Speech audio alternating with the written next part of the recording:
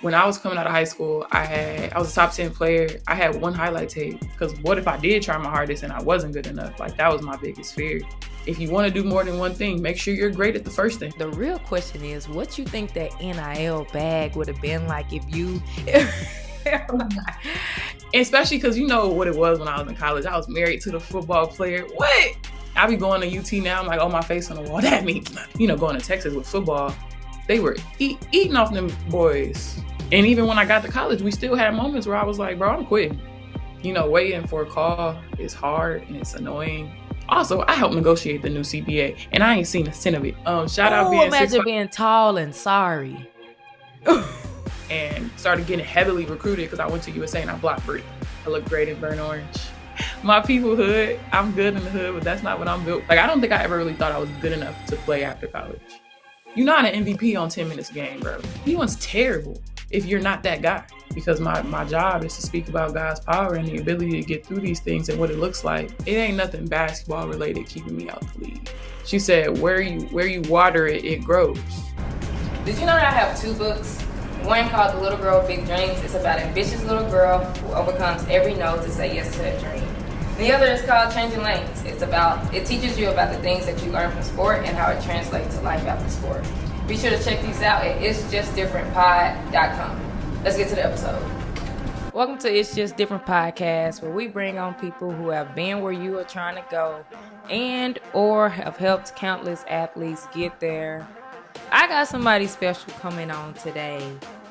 I mean, she doing everything at the end of the day. Former college player, professional hooper, lawyer, author, and the list goes on. But my former teammate, Imani, what is going on? How you living? Man, I'm great, bro. I can't complain.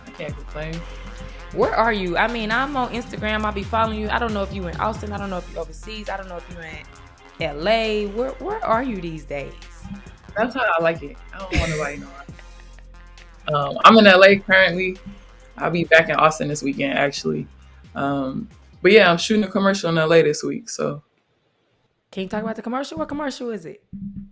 It's something for Snapchat. It's like a little random thing they're doing, but I've been like just figuring stuff out, trying new things. I think, waiting for a call is hard and it's annoying. But I kind of decided this year, like, I'm not going to be super stressed, like doing the work. I'm going to just do the work and know the blessing coming. But in the meantime, like I'm going to enjoy myself. So I've been trying more things and being like open to do different stuff in the meantime, instead of being like hyper focused like I normally get. Yeah, but I feel like that's always been you. That's like one thing I've always loved about you. Like, you wasn't like sold to like just basketball. Like, it was more so using basketball as a vehicle, which is like what we're going to talk about a lot today. Like, that's always been you. So I'm not surprised that that's still what you're doing. We start this podcast off with what's different. I believe the game of basketball is different, whether good or bad. What do you think is different as it relates to basketball now versus back then? Man, these kids be having me feeling old, man. Bruh. I think one of the biggest things is social media. Like, I can't emphasize that enough. Like, when I was coming out of high school, I was a top 10 player. I had one highlight tape, and it was me and like 5 other people. Tags, no personalized. It wasn't. I ain't had no edits on it. Like, it wasn't nothing crazy. Like, and then like like we had hoop girls. Like, we had to read paragraphs about people, and then we get to the top. Oh my God, you making us feel old. You hear somebody's name and be like, "Oh, that's so and so." Like, you don't even know what they look like. You just read it. Yes, like, so I think it's just like the exposure and like the ability to get, I guess, confused and distracted is like so much higher for the younger generation. And I think we just played ball. We didn't really worry about the rest because we didn't have no control of it either. You either was gonna get recruited or you wasn't, but like It wasn't about your own highlight tape. It wasn't like, it just didn't happen that way. So I think the biggest thing is, I guess, would be like just exposure, like eyes on the game, the ability to kind of create your own lane. Like, it was very much one way to do it when we were coming up. That's a fact. Now, like you said, you was a top 10 player. The real question is, what you think that NIL bag would have been like if you... If it was NIL, like what? I don't I'm want to talk I'm about it. so happy for the kids. I ain't gonna look. I'm happy that the kids, I'm like, everybody getting paid. But at the end of the day, oh my god, like I didn't even play a lot, and I feel like I would have been a millionaire at this point because I know how to. I know business. I'm bro, like, you bro. hustled your way to it for sure. Like, I got, bro, especially because you know what it was when I was in college. I was married to the football player. What? Like the storyline is crazy. Bro, like, I would have been still eating off that to this day. Still. Like, I be going to UT now. I'm like, oh, my face on the wall. That means nothing. Like what? Man, do you remember when I was in college and I was winning all those awards like towards junior, senior year? And like they was coming with like a $5,000 scholarship. Yeah. NCAA down my throat. Trying They to was figure like, out, oh, trying to find out where it's coming from. What like I hey, know. like they was fighting for 5 bands that had nothing to do really with ball. Like it was just there was just no way. And Like these kids I, getting 50 easy. you know, it's probably for the best. I wasn't meant to have that all that fast. You know what I mean? Like I just be thinking about that. Like, but I want to stay on that though. Like, because I feel like really like both of us, but like I feel like you did a really good job of like really, really using basketball. And I feel like everybody talk about the kids getting the money, right? Like they getting a lot of money, but ain't nobody really talking about the taxes they gotta pay on it. Ain't nobody really talking about how you can flip this money. Ain't nobody really talking about how you can like whatever invest the money. Like you see some of these high level kids that's becoming investors, that's doing different stuff. But what advice would you give to these other kids that at the end of the day, this is probably the most money that they parents done seen. So they just out here just spending, and that money gonna go at the end of the day. I think first and foremost, I think it's amazing just because now I think you can be a great college player and then not be like a negative thing. I Yeah. think for us, like you're a great college player, but like you wasn't a pro. You know what I Yeah. mean? Like we kind of had that like sting of like all right, I did this in college, but I needed to get to the next level. So now I think you can be a great college player and that not be a bad thing. Like, nah, you was a great college player, especially because the way the game is going, like certain players' game just isn't going to translate to the next level. And it isn't because they weren't good. It's just that's just not where the game is at the pro level. So I think we've seen that, right? Like we've seen that with a lot of the last couple of picks that went high, stuff like that. Um, and so first and foremost, like I think it's amazing just because it gives you an opportunity. And I used to always say, like, when we were in college, like, especially, going to Texas with football, they were eating off them boys. They was eating off them boys, and they not even getting nothing to leave with. You know what I mean? Like, Yep. so first and foremost, like, it's nice that you could build something while you're giving so much to the university, right? Like a free education, that's not cutting it no more, For sure. right? Like I really have something to stand on after this. And then secondly, like I always tell everybody, like you can't put people in a better position when they've reached their peak until you continue to do the work. So like if your mom makes $20,000 a year and that's like she's been working at this job, like she's not changing careers, like this is what she does, you can't go and give her 40 bands Right. before you set up just because like you got to make sure you're good. So if you shoving all this out now, like you haven't reached your peak. So you got to make sure that you have limits and understand what help looks like. Because I think Hmm. especially if you don't come from that environment, you just like here, you know what I mean? But in the same way that you don't know what you're doing, they don't either. Right. Facts. That's a fact. That is a whole fact. And I think it's hard because I feel like a lot of people at the end of the day are attaching themselves to kids. For But I think sure. kids and parents, like, man, like the attachment is crazy. But like, I think it's key that these kids really get with people who can really help them because at the end of the day, the end goal, you still playing basketball. Like you ain't got time to be looking at contracts, to be doing this, to be doing that, to be searching for other deals. Like I think that, and there are some people that got, people advocating for them and making sure stuff is right. But I think that's key. For sure. I think just building that team. And unfortunately now you got to build that team younger because they're getting deals in high school. In high Like, school. Now I'm waiting, like Texas. I don't know what we doing. Like, come on, just go ahead and move this thing back to Texas. Like, These kids getting paid. I love it. I love it at the end of the day. Yeah, we ain't get it, but it's cool. We both are doing what we need to do and being successful at it, so I ain't gonna complain. Former UT player. Let's take it back. Let's take it back. When did you start getting recruited? When did you get your first offer? What did basketball look like for young Imani? Man, I was terrible. I was atrocious. Oh God. Shout out Oh, being six imagine five. being tall and sorry. Yep. Oh, sorry, man. It was. I'm lucky that I was 6'5" and 13. You know, can't teach height. Damn. Um, I didn't start playing seriously, honestly, until my freshman year of high school. Because my first game I played in middle school, I broke my ankle. Bruh. My very first game. Typical E-Money. On brand. And so I was always around basketball though, because of my family. So like I watched my brother, I watched my mom. My dad's sister was a college coach my entire life, basically. When I was younger, she was at UCLA. When I was in college, when I was going into college, she was at Duke and in North Carolina. So like I was always at a basketball game. I was always in the gym. So I understood like basketball, like mentally, like thinking a game way before I could do it.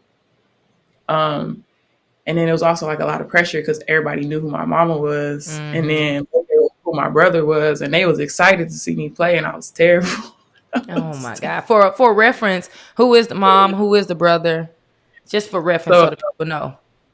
my mom is Pam McGee. She was the second pick in the first WNBA draft, Olympian, NCAA champion, WNBA champion as a coach, Hall of Famer. My older brother is JaVale McGee. He's a three-time NBA champion, still playing. Currently plays for Sacramento. So you know, like everybody just expected. Big They expect. shoes to fill. I That's mean, crazy. and What did did that never. what did that I do never to matched you? it. Yeah, like what it man, like what did that do to you as like a kid playing basketball, especially like you said that you wasn't that good. So people looking at your mama, people looking at your brother, and they expected like, oh, she gotta be this. Like, how was that? How did that make you feel? Like, what did that do to your confidence? Yeah, so shout out my dad. He wouldn't let me play until I begged to play basketball because he Ooh. was like, I don't want you to burn out. I know the expectations that's gonna come with it, and I don't want you to get sick of it before it becomes like serious. Mm-hmm. Um, and so in one regard, I really appreciate him for that because like I didn't, I never really got the pressure of it all until late.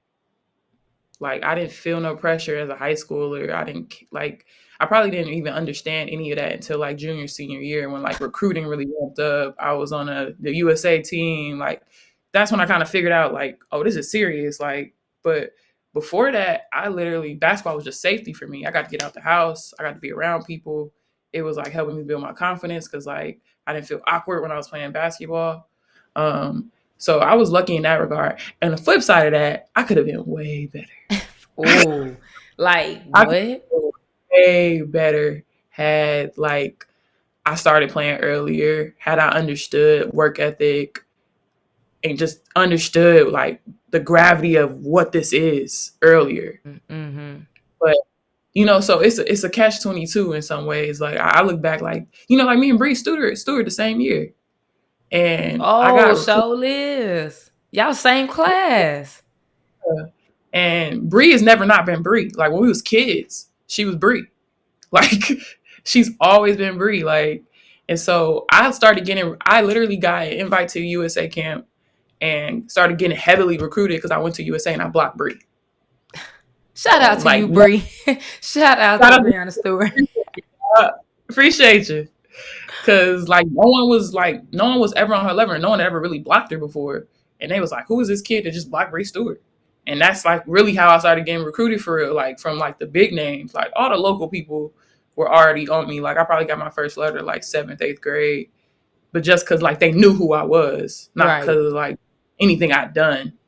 And so that was probably like the first time I started really getting recruited. So like I'd be thinking back, like, dang, I wish my dad kind of would have been harder on me. Like, so I could have like really taken full advantage of like the possibility Yeah. of what Yeah. could have been. Yeah, You for know what I mean? sure. But we Um, can't we can't we can't just skip over that. Like you said, your freshman year is when you really start getting serious. And your freshman No, year, huh? like junior, senior. Okay, junior, senior year, freshman year is when you start playing really. When you start playing Yeah, for real, but you wasn't good. not at all. So, okay, so how does this kid that's not that good, not even taking it serious in a short span of time, be on get to go to USA trials, get to do these different things? Like, how did that happen? I think one, I'm talented. I can't like shout out my genes. Like, Natural ability. I'm sorry. like honestly, like I just and then like as my home life kind of got worse, like I started being in the gym more just because like I was trying to get out the house. So I would be with my coach, I would be with my trainer. Like I started working out with my trainer maybe like after freshman year, going into sophomore year, Mm-hmm. something in that area. I'd already known him because he worked out my high school boyfriend and he was known as like the crazy guy. And Yeah. now he's like a famous basketball trainer now. He got the blue check. He works because me and my best friend Spencer Dinwiddie, and that's why we were really close because we both worked out with him growing up. Mm-hmm. And so I was like the only girl in the gym coming up. And when I started working out with him, it turned into me being with him all the time. Like Friday nights, we would go work out, go watch movies, go lift. I get home at like 10, 11 p.m. Saturday morning, we back at it at 9 Doing the a.m. same thing. Yeah, and it was fun though, because all my friends was there. And we would go eat and watch the movies and like and I was out the house. That was it. Like so a lot of it was like accidental. Cause the people that I trusted and the people I was allowed to be around were all in the Just so gym. happened to be at the gym. So Sometimes that's that's not how it happened. like I wish that I understood a work ethic earlier and like figured it out. Like who I was in college. I wish I figured it out. It's so funny. Because my trainer now, Martinez, he's like, yeah, I used to be up there working out kids when he was in college, and I used to watch you walk right out the gym every day, right by me. Walk that right out. Oh, y'all got extra work. I'll see y'all later. And so I wish I would have figured it out earlier, but like everything in its own timing. And I think it's just how life goes. You know what I mean? For sure, for sure. Now, you being from Cali, what made you choose Texas? I look great in burnt orange.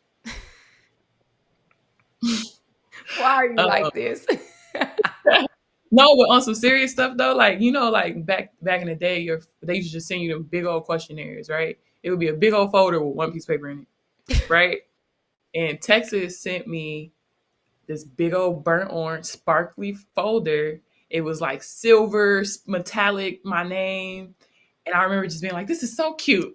Oh my God. I'm going there. Listen, and they locked me in from that little mail out. So Texas was always on my mind because of that. And then as soon as we could start talking to people, Huey, shout out Huey, who's at Houston now, Mm-hmm. um, he was like, yo, y'all can talk to people, you need to come to Texas. Like, and he was like the first coach to talk to me. And then I remember my aunt was she was at Duke at the time, and she found out I talked to Texas. She was like, whoa, whoa, whoa, now you need to call us now. Like, but it was really just like they recruited me from the beginning. Mm-hmm. And then when I finally took my visit to Texas, it just felt right. Everything felt amazing. Shout out Gail Gossencourt, that's who recruited me. She was kind of like one of the few coaches I felt like cared about me without ball. Mm-hmm. Um, we would talk about books. We would talk about poetry. We would talk about like when we talked, we actually had conversations. Mm-hmm. Um, and then like on the other side, I wanted a free education and I wanted to major in accounting. University of Texas has the number one accounting program, has for over 20 years at this point. So it just kind of everything fell into place. Like, and when I got to Texas and took my visit, like it was just so perfect. Like, so that's really what it was. It was either it came down to I think my final five was like Notre Dame, Kentucky, USC, the California one, um, Texas, and Princeton. That's And crazy from a freshman who was not good at basketball. yeah, and it kind of just came down. I had North Carolina in there because my aunt was at North Carolina at the time, and I couldn't. Like the deal was, I had to take a visit. You at least got to come see. Yeah, that was the deal. I had to take a visit, and so it came down to USC or Texas, and USC was 10 minutes from my house. They got like a whole shrine to my mom. Like you can't walk in that gym without seeing Pamela McGee and my aunt on something. Wow. And I remember just being at USC, like I gotta go to Texas. Like I can't stay home. Like I need to. Was it that you just because you wanted to make your own mark? Yeah, and like like my home life was crazy, and everybody that went to USC, I had grown up playing with them. Like I used to be at USC so much I could just walk into the locker room. Like that's how often I was there. So I was just like, man, I need something different. And I used to always, when I was younger, I was like, man, either I'm crazy, my family crazy, but we gotta figure it out. I can't do it here. And it turned out, got to get out. but I needed to leave. Like I would have still been in the same mess I was in high school if I stayed home. Like, and God is good. I didn't play for Gail. I played for Karen.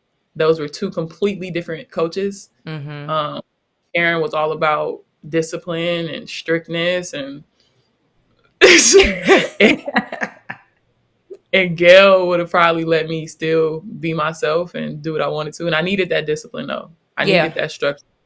So as much as she ran me up a wall, it was what I needed at the time. So good time. Everything. Good time.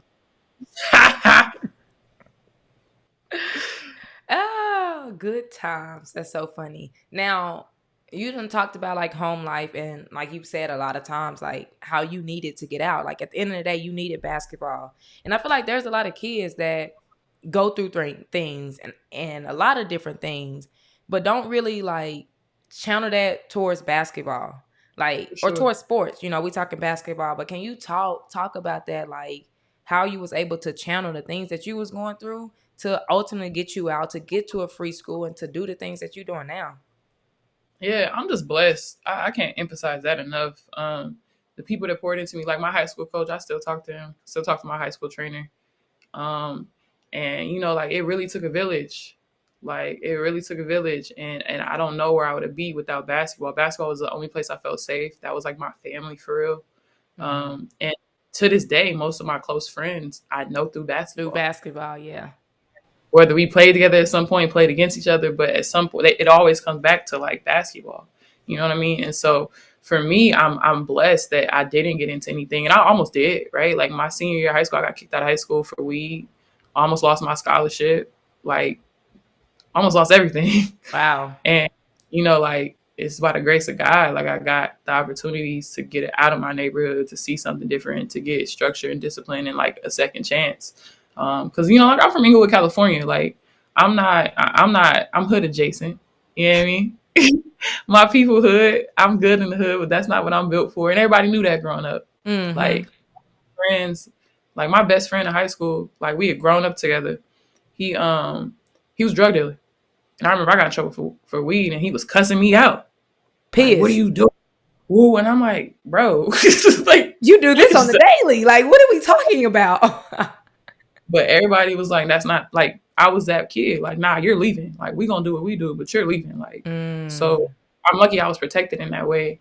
And that's what ball was for me. And I think, like, I tell people, whether it's basketball, soccer, whatever, put your kids in sports, man. Specifically, if, like, you come from a household where your parents work a lot or they're not always there, or, like, you come from a household that has already dealt with domestic violence or the prison system. Because it's so easy to repeat what we know. Yeah. And like there's so many intangible skills you learn in sports. It's so many opportunities you get from just being in sports, whether you make it to college or not. Like those opportunities come from just being in that team environment or, solo sports, but just being in that environment.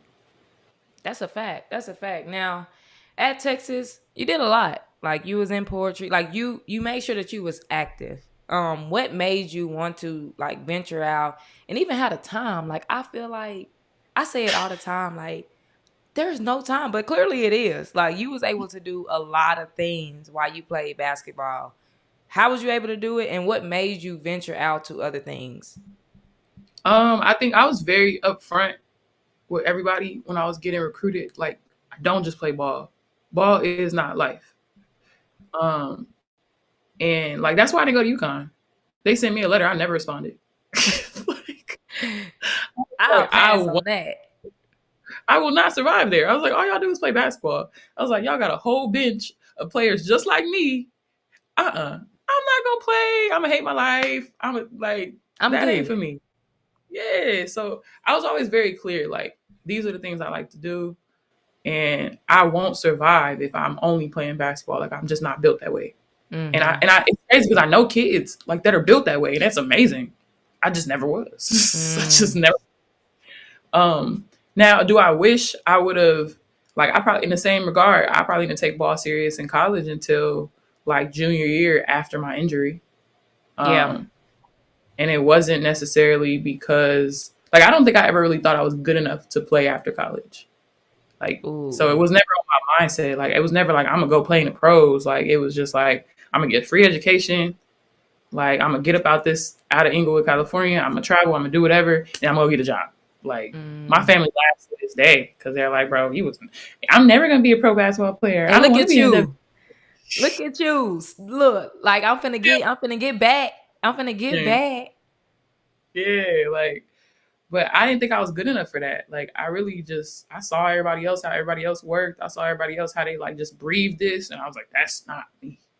Like, and then my junior year, I had a stress fracture. I had surgery. Yes, we have merch available. Be sure to check out the site at itsjustdifferentpod.com to see if it's something you might like. All right, back to the episode. Came back way too soon because I didn't really have a choice. And I remember that year, I barely practiced. I played, and I was really on one leg the whole year. And I got like all Big 12. That was the year like we broke the school winning streak or whatever. We lost in the Mm-hmm. Sweet 16. And like I was like, oh, I might be good. Like If I'm doing this on one leg, my leg, I was like, oh, I need to change. I need to really like this could be what we're doing for real. Like I need to like, and it kind of just changed my whole mindset. I was like, maybe I am really good. And at the time, I was having conversations with my family. Like, don't you want to know how good you could be? mm, Like, don't you wonder? Because in my mind, I was like, well, if I never try my hardest, I can always say like, I ain't tried it hard. I just, like this is what I did. But because what if I did try my hardest and I wasn't good enough? Like that was my biggest fear. So once I saw that and I kind of saw like what it looked like, I was like, man, like, nah, I want to see it. Let me really lock in. And so like going into my senior year, I really just flipped the switch and changed my work ethic. I still wasn't where it needed to be, yeah, but it was it was, better. yeah, it was a step in the right direction for sure. It was a little bit better. Now you was doing a lot of poetry, Mm-hmm. while you was at Texas. What came about that? Why did you get into poetry? Yeah, so I started writing poetry. So I started actually singing. I'm a preacher's kid. I can sing a little bit. My whole family sing, and Preacher's I want kid out here to. just doing whatever, and a whole preacher's kid. Get out of here. And I wanted to be a singer. So I used to write music when I was younger. And in seventh grade English, we learned about the diary. We read the Diary of Anne Frank, and we read Tupac's poetry. That was kind of my first introduction to poetry. And the idea of, to this day, I'm obsessed with the Holocaust because of reading the Diary of Anne Frank. And the idea that one, a little girl's words could still be important almost a century later. And then two, that someone's words can compel a whole nation to do heinous things. It kind of just made me obsessed with words. I should have really majored in English in college. It would have been a lot I easier. can see that for sure. And so I just started writing poetry instead of music. And I didn't grow up in a household where it was like, at the end of the day, let's talk. How's your day? Da da da. Like I didn't grow up in that household. Like me and my dad were like ships in the night. I woke up before he woke up. He came home after I went to bed. But if I wrote something, he had time. Like, oh, I Right. want to hear it. Oh, read it to me. And that kind of was the thing. So I started writing more. Like it was kind of the only time like people had time for me for real. And so outside of basketball, like that was kind of the only time. So I kept writing, and when I got to Austin, like they have a huge poetry scene. I started going to all of that stuff and really just getting involved. And it was like I felt like I met my community, like I met my people. Like That's And so it's a weird dope. thing being like an athlete and an artist because like they shouldn't really mix, but like I just felt like I met my community. So like in college, it was basketball, team and stuff, and then it was poetry. And then at the time, I like had to miss something to go do a little poetry contest, and like Karen was like, "You got to take Longhorn Network." And I was performing my piece. I was performing a piece confronting my abuser, and it was supposed to be like, I'm assuming they thought we was talking about rainbows and sunshine, They and did they not saw know. that. It's a whole And it different was, topic.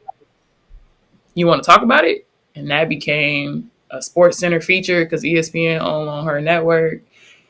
And it became this huge thing. And suddenly I was like, oh, like this is my purpose. Mm-hmm. This is why I'm 6'7". This is why I got mics in my face. This is why I play ball. And like, and that was also around the same time where I was figuring out I was good at basketball too. Mm-hmm. So it kind of was all full circle. Like things off the court were making sense. Things on the court were making sense. And like I was figuring out like who I was. Like I love Texas to this day, man. I bleed burnt orange. Like I will forever credit that university for saving my life and building the person I am today. So that's like a blessing, and all of that came because I played basketball. You know what I mean? Right. And you was able to balance the two. Like you said something earlier, ball ain't life. That is one thing I say day and night. Like I like basketball, but I've always enjoyed playing it, but ball was never life for me. Like it was, I'm gonna use this to get free education. I'm gonna use this so that I can get the right network, so I can talk to the right people, so I can do the right things. And I feel like a lot of athletes do that a little too late or don't do it at For sure. all. For Most of them sure. don't do it at all because it's like basketball, basketball, basketball. Like, what advice would you give to athletes, to parents, like on balancing life and ball, on utilizing the game of basketball for life after basketball? First and foremost, like we were talking about earlier, like basketball is a vehicle. Like you got to get out at some point. And the question is, are you going to get out with the shirt on your back? Or are you going to get out with some suitcases, some people, some friends, some experiences? You know what I mean? So what does that look like for you? And I think understanding the goal too, because I think when I talk to parents, I'm like, yo, your kid might not be Jordan. That's okay. Your Probably kid ain't. ain't Jordan. Probably Shoot. ain't. Realistically speaking, like, what's the statistics of kids that go to college on a scholarship, right? It's like less than 10%, right? Then Mm-hmm. we get to goals, it's less than 2%. I'm like, y'all shooting for goals that's really hard to get. Mm-hmm. And I get it. Like, we got to be goal oriented, but you also have to be realistic with your goals. And like going back to the pressure thing, right? Me coming from a family of champions, like, I remember getting all Big 12 in college, and my mom was like, that's cool. I was all American. Like, Crazy. Mama, guess I what? I mean, got all Big 12. Oh, okay, cool. I was all American. Do yeah, better. nah, for sure. So I had to figure out what was a goal for me that made sense. Mm-hmm. Like even in pros, right? Like I played in the WNBA for 4 years. I was only a starter consistently for one of those years. So if I would have came out the second, third, fourth year and I'm like, I'm gonna be a WNBA MVP, that's my goal this year. You're not an MVP on 10 minutes a game, bro. Like that's just not how it works. Right. So like figuring out a realistic goal and being the best you is what it looks like, because every kid's like, oh, I gotta go D1, I gotta go D1. If you're not gonna be a part of that 2%, and generally at this stage, right? Yeah. D1 sucks, Right. right? D1's terrible if you're not that guy. Yep. Because spending all your time trying to get a moment, trying to be something when the top 7 spots were already taken before you got there. Before you got there. That's it right there. And you might have chose the school off the name and it don't even have your major. Or it doesn't even have, like, it's not even in the city you enjoy. Like, I'm like, you got to figure out what makes sense for you. And when I tell parents, I'm like, man, it's way serious now because you got NIL in high school, but I'm like, make sure it's fun because it's gonna get serious. It's gonna feel like a job. You gonna get to the point where you can't differentiate the two. And Mm-hmm. I'm like I met a girl. She's going into high school. She working out with me. It was like a Tuesday too. I was like, wait a minute. It's 10 a.m. on a Tuesday. Like, what's she doing? Why How you are you ain't here? why you ain't at Like, school, ma'am? and they was like, oh, we homeschooler now. And I'm like, okay. And she's like top player in the country, whatever, really good. like 6'6" kid, got a handle, could shoot, really good kid. And I'm like, I'm talking to her. I'm like, listen, if it's ever a day you wake up and you don't want to do it, Don't do it. Yeah. don't go to the gym. I'm like, because you're gonna get to a point where you don't have that choice no more. Mm-hmm. You gotta go to the gym. Like those are the things you have to do to either maintain your position, to maintain your job. But right now, you're 13. So you wake up one day and you're like, I don't want to play ball. Don't play ball today. Mm-hmm. That's okay. Like, because, even me coming out, I was top 10 in the country. 2 players still playing that were in front of me. Wow. Wow. And it's Stewart. One of them, Brianna Stewart. You know what I mean? Like, so all of this stuff don't matter. Like, it's what are you going to get from it? What does it look like for you? What is the end game of this? Like, and what does that look like? And how do we get there? Like, it's just about being realistic with your goals and understanding that your picture don't got to look what everybody says it's going to look like. When I went to Texas, everybody was like, you're dumb. Like, I remember my travel coach texting me a year after I went to Texas, like, hey, you taught me something about following your heart because I surely thought this was the wrong decision. Wow. Just like everybody else, I was like, why is she doing that? Why is she going there?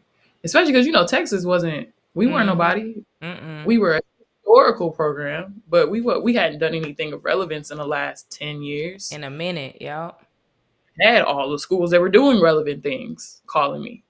And you know what I mean? So I think it's about understanding who you are, which is something, that's hard to do as a young kid.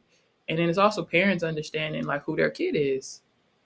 Don't send your kid to UConn and she don't like don't do that if your kid is not built for that. They're gonna be And miserable. Miserable, bro. It's like it's not fun if you're not in an environment that you can find joy in. And unfortunately, so many schools don't care about that either. Like I was lucky that when Karen recruited me to come to Texas after Gail had got fired, like I told her what I was going through. And she was like, all right, I get it. I understand. And even when I got to college, we still had moments where I was like, bro, I'm quitting. Like, Oh, I know. you know what I mean? Like, we still had those moments, but luckily, and Karen, it's so funny because to this day, I'll be like, bro, I hated you during season, but out of season, I know you cared about me. Yeah.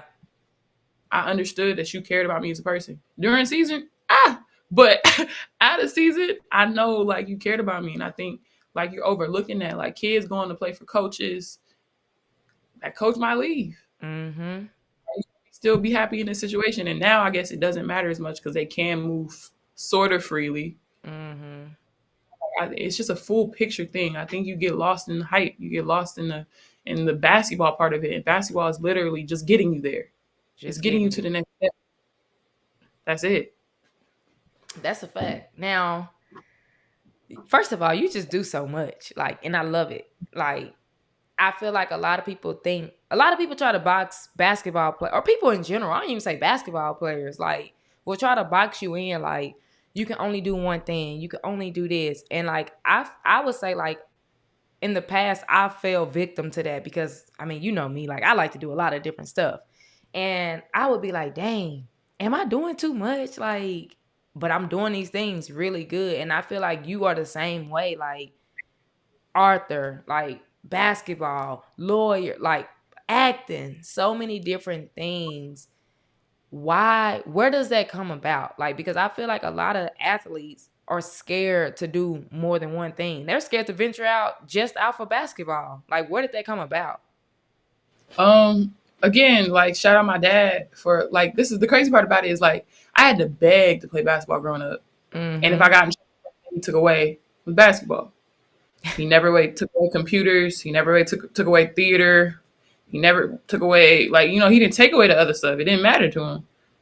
But it developed this love for all these different things because I was able to do those things. And so even young, I'm like, man, put your kid in 15 different things. Mm-hmm.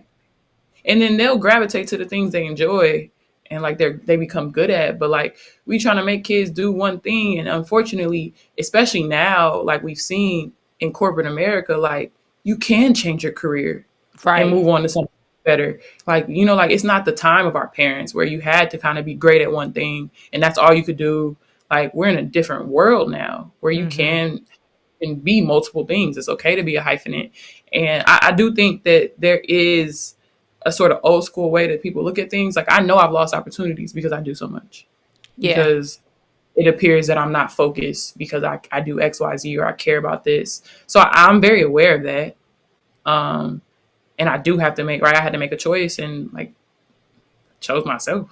Yeah. Like I know what my purpose is. So, whether I have a ball in my hand or I am getting a law degree or speaking about mental health, like I know what my purpose is. So in everything I'm doing, I'm chasing my purpose, however that comes about. But yeah, no, I definitely lost opportunities because I am doing so much and it appears I'm not focused or I don't work hard enough. Or if I would have stopped doing this, I could have, you know what I mean?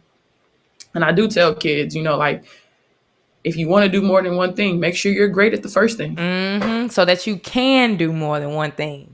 Yeah. because they're looking at you harder. Now, when you mess up, they're going to blame that other thing, whether that's the reason or not. Yeah. So I do 100%. make sure you keep the main thing, because and I know that too, because people only care. It doesn't matter how amazing of a speaker I am, how smart I am.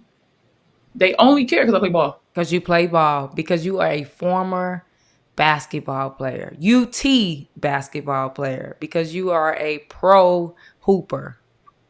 Exactly. So I have to have a respect and kind of deference of that and make sure that even though I am doing so many things, it can't take away from that because that's what got me to be able to do all the other things. You know what I mean? Now you said because you know your mission. What is Imani's mission? Yeah. So my purpose in life is to create safe spaces wherever I go. And I do that first and foremost by being an authentic version of myself. And, like sometimes that's a little ratchet for me to go to California. Sometimes I got some sense and I act like it, but the most important thing is that I'm a Black woman living and dealing with mental illness. I'm bipolar. I'm a survivor of sexual assault. I'm a suicide survivor. So those things come into the room with me wherever I go. That's non-negotiable for me because when I was going through these things, I thought I was the only one in the world doing these things. And unfortunately, what I found out when I started sharing my story was so many people had the exact same one. People I had grown up with my whole life was like, man, that happened to me too. I never told somebody, or this happened to my sister, my brother. We just never talked about it. So for me, like I am 6'7". I play this game because my job is to speak about God's power and the ability to get through these things and what it looks like. Because we don't always have authentic conversations surrounding these topics. That literally, I just looked at my arm. That literally gave me chills. Like, that's crazy. That literally gave me chills. Oh, now, as you said, like you're doing all these different things. You're speaking, you're acting, you're a lawyer. And you did say you have to keep the main thing the main thing. But what has pushed you? We were talking a little bit off camera, and you like, I'm still trying to get a spot. Like, I'm going to go get a spot.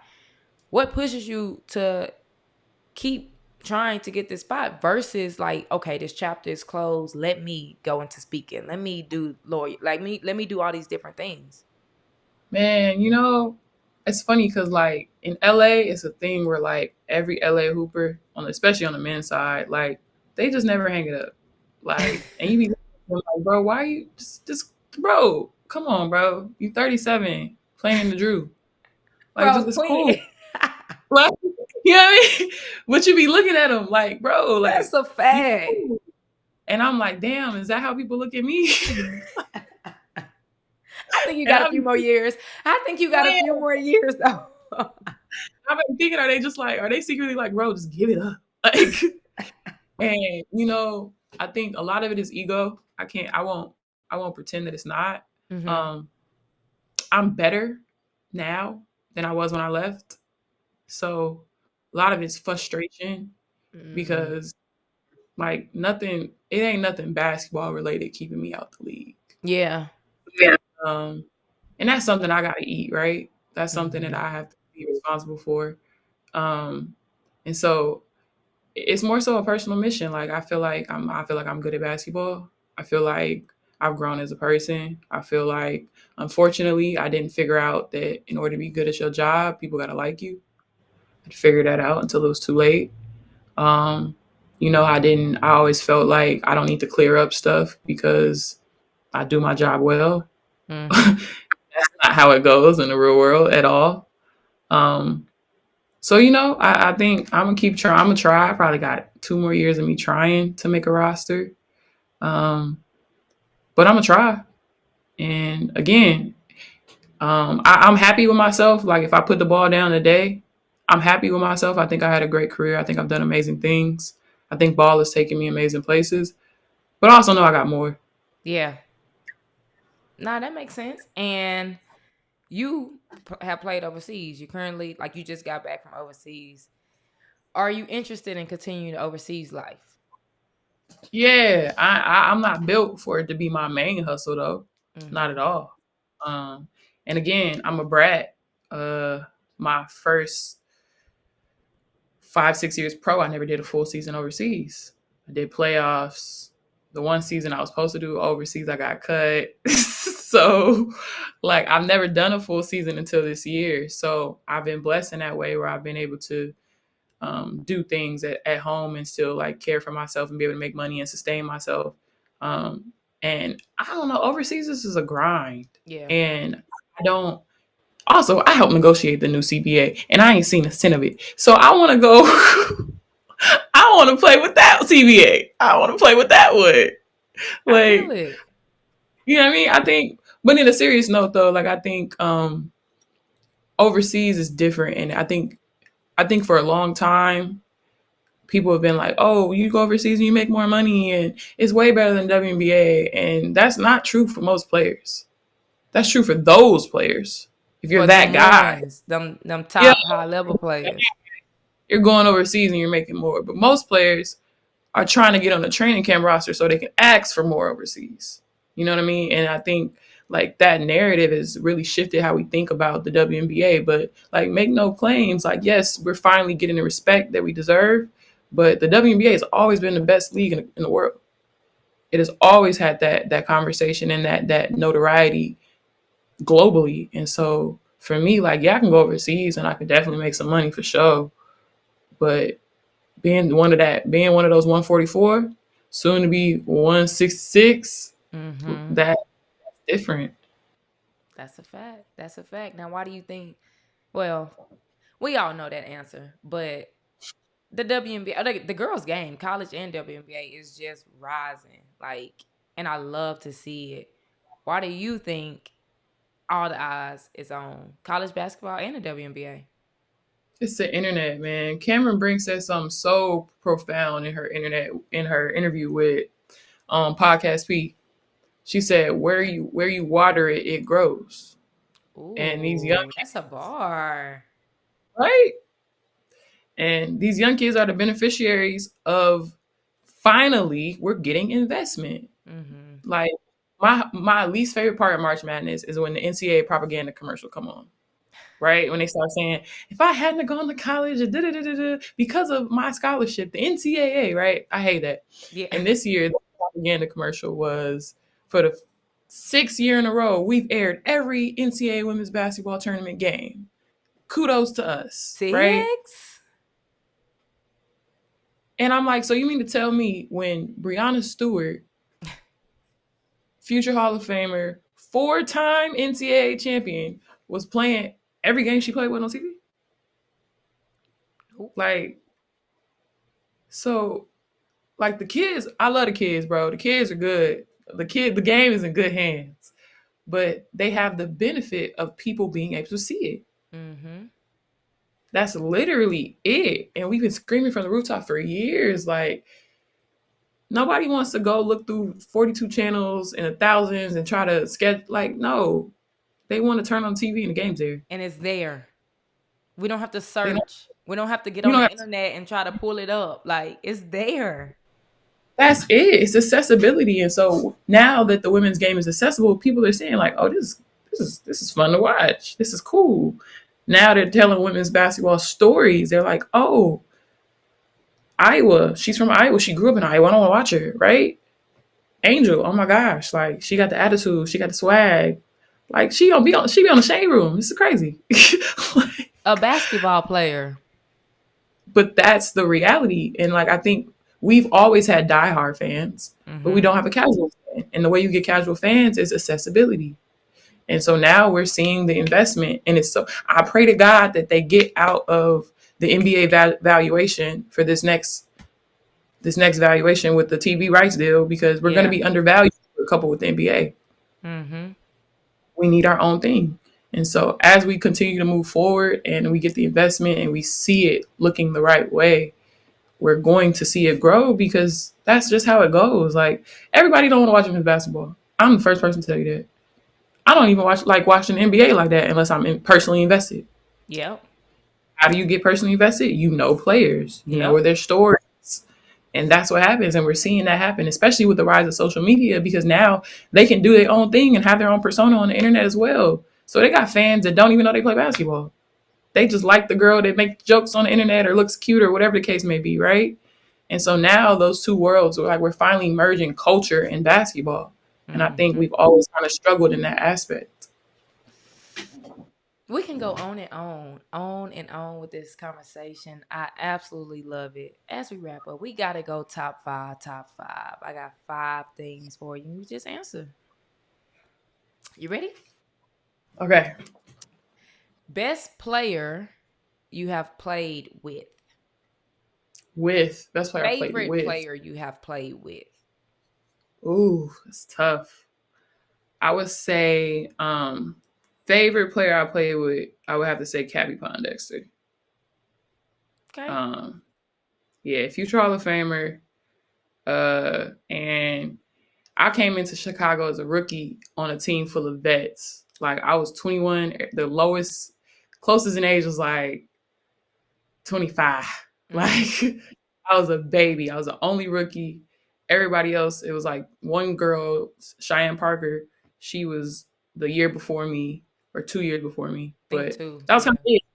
Yeah, I was a baby. And I came in with my big old mouth, like stepping up in the front of drills. And we in practice. And Cappy calls practice. She's like, hold on, hold on, hold on. Y'all letting this rookie, no offense. Y'all letting this rookie step in front of lines and run drills? Like, what y'all doing? Like, going crazy. Going crazy. And I'm sitting there like, Oops.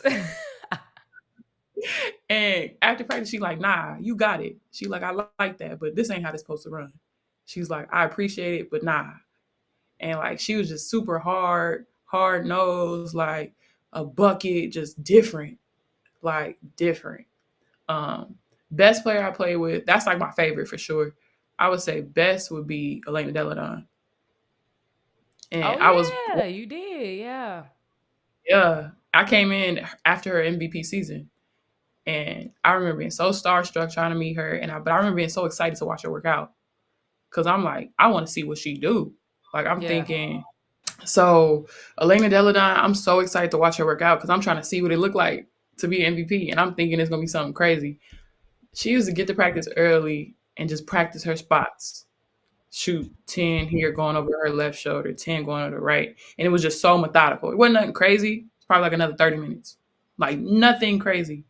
It was something so simple, and I was like, dang, like that's what greatness That's look like, it. That's it. right? Like it was the wildest thing. She also didn't miss a free throw the entire training camp. The Like simple things matter. The simple things literally. matter. While all these people out here trying to, don't get me started. Don't even get me started.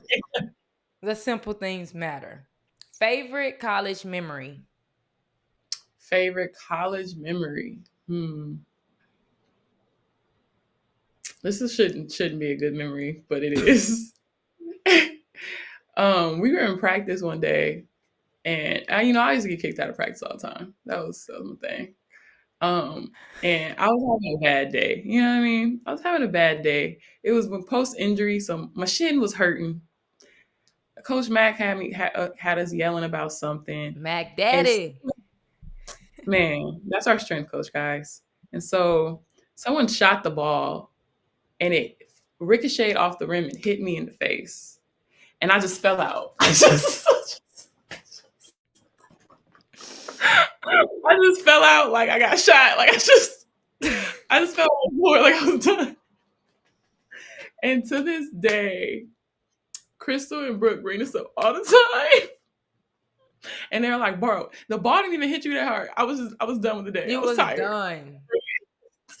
It was over at this point. Somebody could have touched you on your shoulder. You was gonna fall at this point.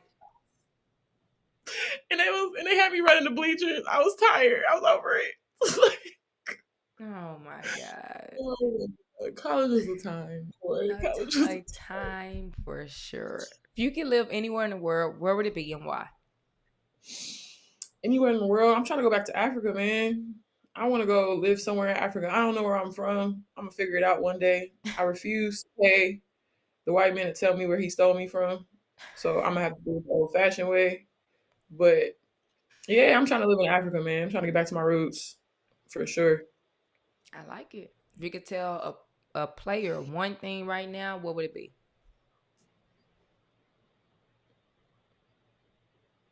Don't waste a moment. Ooh, that might be the title. I like that. Don't Yeah, waste don't them. waste because it ended quicker than it came, man. And I think like when I stepped away to go to school, one, I thought it was a break. I told everybody else it was gonna be a break. They all said no, ma'am. No It's a break. retirement. No break. And so I didn't think I would miss it. I thought I was cool. I was like, all right, whatever. Like, and man, can't replicate that feeling, man. Can't replicate that feeling. And like it's different being on the outside. It is different being on the outside trying to get in. It's different being cut. I ain't have to deal with that. It's different being cut. Like, don't waste a moment, man, because you never know when that's the last one. Facts. Facts. Man, this has been good. If you could name this episode, what would you name it? Mm, I think you got it, man. Don't waste a I moment. know. I think that's it. I I like think that. that's it.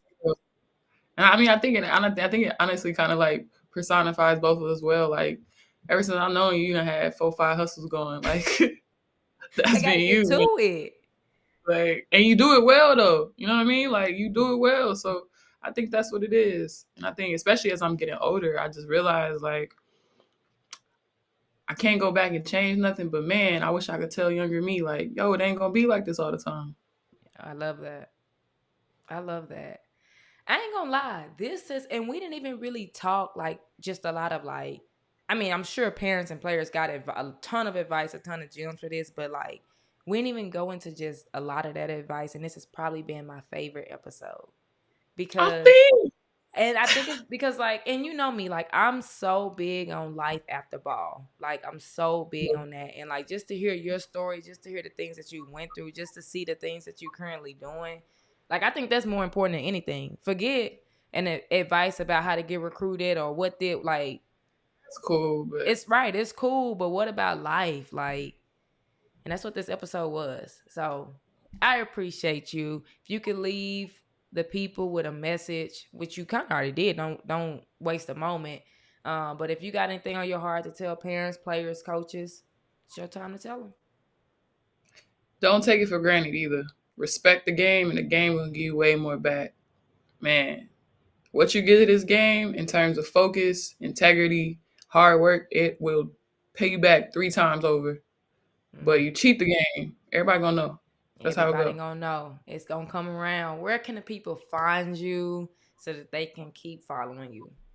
Yes, at Imani Trishawn, IMANITRISHAWN on Instagram. That's kind of where I be because I'm an old lady. I'm working on getting to TikTok. It's a slow process. Bruh, first of all, I'm like, am I old? Do you know I don't know how to work TikTok? I'm like, No. am I really like old? It's a whole different world, and every time I try, I get on there and I feel like I'm a grandma. Like When I get out, I don't know. all I do is I schedule my episode clips, and I ain't mastered it yet. I'm gonna make my way, but I was just thinking like, dang, am I old? I need these kids to show me TikTok. I'm working to get to that point. I'm trying to start a TikTok, trying to work there. But I'm on Instagram, guys. I am dying. Oh my God. Look at us. We can't even work freaking TikTok. Y'all help us out, please. Please help us out. Instagram? Yeah, that's gonna be when I see all of it, I'll be like, yeah, you're old, bro. Like, cause I don't know no dances. The kids be like, do this dance. My knees hurt. I can't. I can't do the dance with y'all. My back hurt. Truly. No, and I'm not gonna learn no 8 count. Y'all got me messed up, bro. Like what? Y'all doing too much movement for me. What happened to like the simple? Yeah, We gotta they be hit the practicing the ground. whole. We gotta like roll with it. We gotta turn our head 5 ways. Like what? Not gonna get me, buddy. Y'all, make sure y'all follow Imani. Imani, I appreciate you for hopping on, for taking time. Y'all, hit the subscribe button. Like it. I'm going to keep bringing you episodes every single week. Every Tuesday, an episode will drop every Tuesday. So make sure y'all hit the subscribe and make sure y'all like. And we'll see you next week.